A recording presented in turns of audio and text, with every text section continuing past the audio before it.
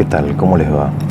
Bueno, me encuentro en los Países Bajos y entre tantas referencias históricas de este lugar muy interesante, muy hermoso, se encuentra una persona que fue declarada por Juan Pablo II patrona de Europa. Me refiero a la judía alemana convertida al catolicismo y que vivió aquí, muy cerca de aquí, y que murió en Auschwitz, Edith Stein.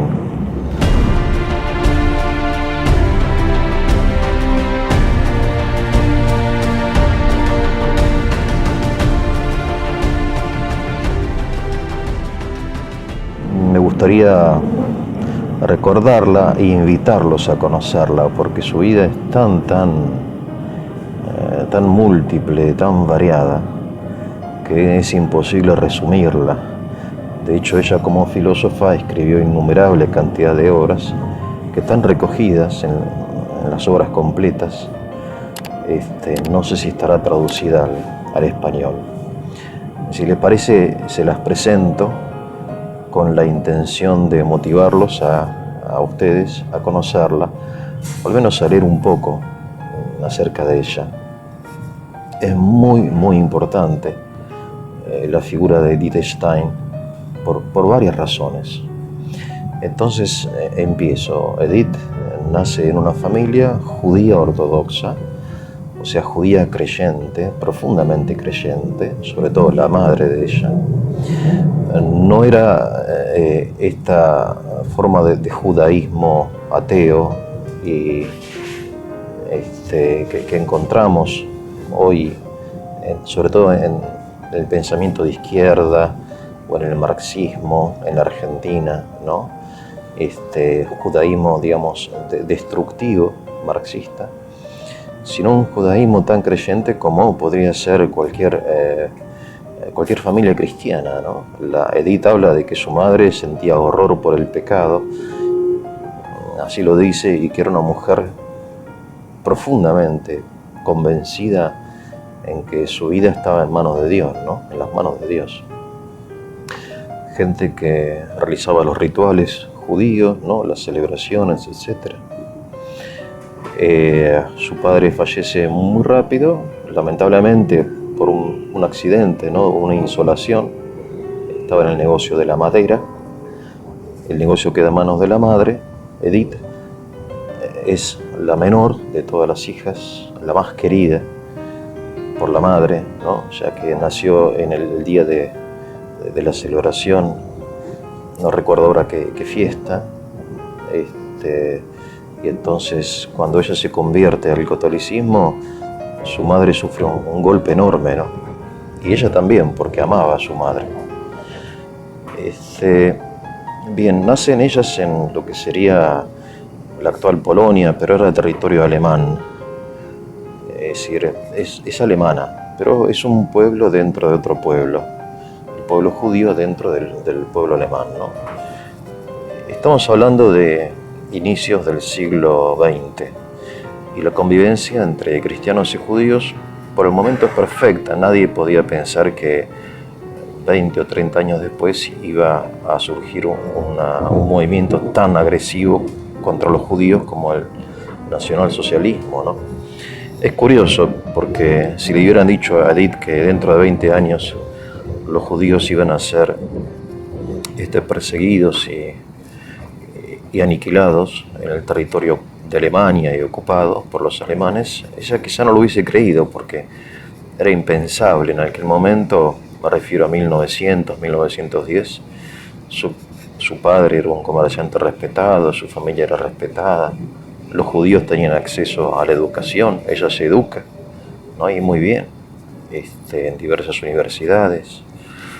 Es la primera mujer que recibe el doctorado en filosofía, participa en política, en centroizquierda, es una feminista convencida. También es otro aspecto de Edith que vale la pena rescatar su feminismo, ¿no? Y ella tiene libros acerca de la mujer y su destino, por ejemplo, ¿no?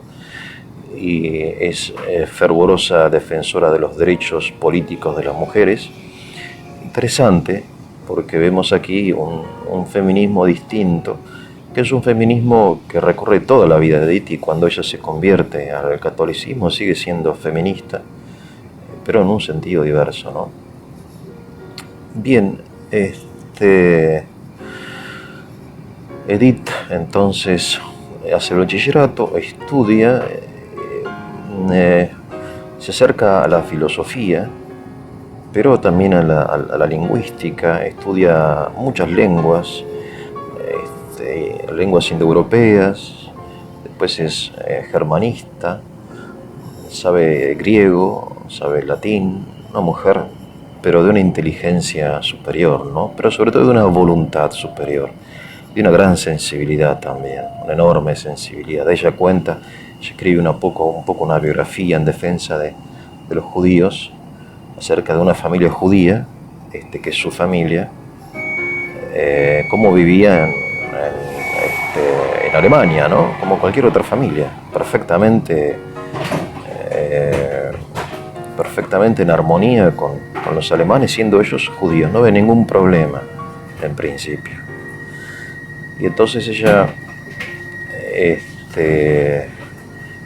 estudia y se acerca a la filosofía, a la fenomenología de Husserl, que es una especie de filosofía muy interesante, pero pierde la fe. Es interesante este hecho, porque muchas veces nosotros asignamos la pérdida de la fe a algún defecto moral. Digamos que las personas que dejan de creer en Dios es porque no les conviene creer en Dios o porque no les interesa. En el caso de Edith no es así. Edith buscó siempre la verdad. La pregunta es cómo es que pierde la fe entonces, ¿no? ¿Cuál es la razón de la pérdida de la fe en Dios de una persona inteligente, transparente, recta, ¿no? Sin ningún tipo de vicio moral, humilde? Bueno, la razón quizá debemos asignarla al racionalismo.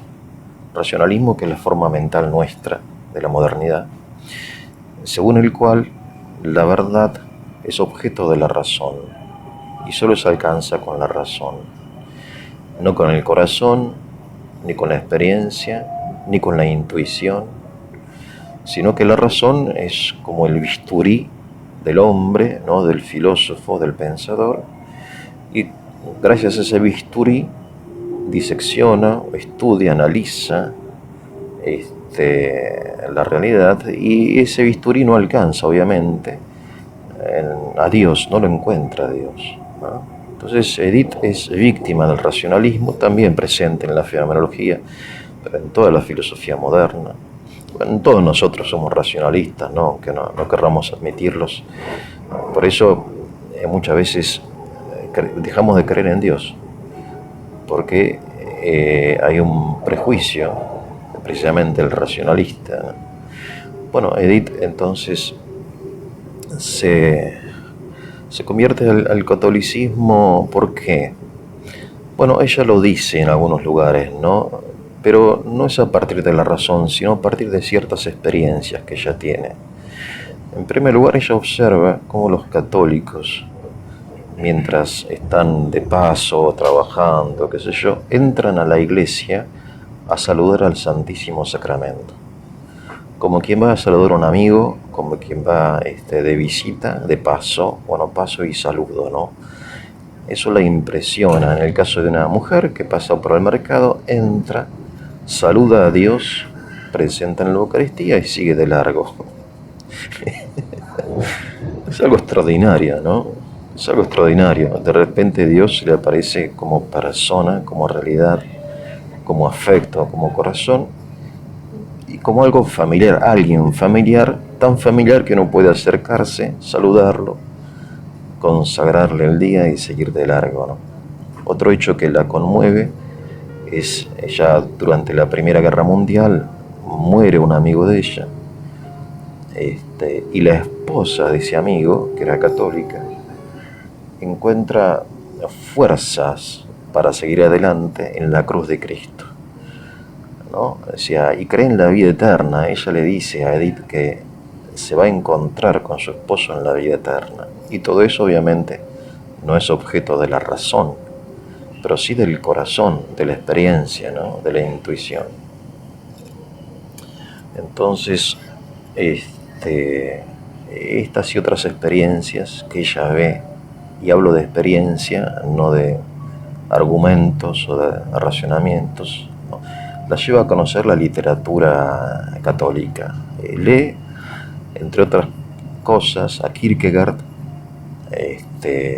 Escuela de Cristianismo, el libro de él, los ejercicios espirituales de San Ignacio de Loyola, pero sobre todo se acerca a Santa Teresa de Jesús. Entonces lee la vida de Santa Teresa y se da cuenta del alma, y que el alma humana, Santa Teresa es una mística española, que el alma humana es grande, es como el universo, ¿no? Y que la razón es un apéndice del alma, una parte muy importante, pero de lejos llega a explicarlo todo, ¿no? El alma es el templo de Dios, y también hasta Aristóteles dijo alguna vez, ¿no? Que el alma es todas las cosas, que el alma humana es inmensa, ¿no? Es tan grande como el universo, y que bueno, en esa experiencia, en esas investigaciones, en esos recorridos que hace Santa Teresa de Jesús dentro de sí misma, en su propia alma, ¿no? Edith la sigue y entonces se encuentra con esta realidad llamada alma, que es distinta de la razón, ¿no? Entonces Edith se convierte al catolicismo, también tiene amigos, se acerca, es una mujer muy conocida, da conferencias, por eso tiene el privilegio de tener amigos de gran estatura intelectual, ¿no? De aquella época, y correspondencia, etcétera, y entonces allí descubre su vocación religiosa. Su director espiritual no la deja entrar al convento, le dice que tiene que enseñar, que dar conferencias. Estamos en los preliminares del nazismo, ¿no? Años 20 y 30 del siglo XX. Finalmente recibe el permiso de entrar al Carmelo. Ella quiere seguir los caminos de Santa Teresa, ¿no? Y así se llama, Sor Teresa Benedicta de la Cruz. La persecución contra los cristianos y contra los judíos cristianos es muy grande. Se muda a Holanda, donde estoy ahora en este momento, en un tren yendo hacia el aeropuerto, ¿no? Y por eso quería recordarla a Edith antes de irme de este lugar, que para mí es santo, porque entre otras cosas aquí estuvo Edith Stein, ¿no? Fundadora de Europa, la nombró Juan Pablo II. Por eso les recomiendo acercarse a la figura de Edith, a su vida, y quienes tengan amor por la filosofía, complicada, ¿no? Porque son estas cosas alemanas que muy rebuscadas, acercarse a sus obras. Los obispos alemanes sacan una carta pastoral contra el nazismo como venganza, empieza a buscar judíos católicos, la agarran a Edith, que en ese momento está en un Carmelo aquí muy cerca de Ámsterdam, y lo suben a un tren, pero no como este tren espectacular con aire acondicionado, sino un tren para animales, a un vagón de animales, cuyo destino es Auschwitz, campo de concentración.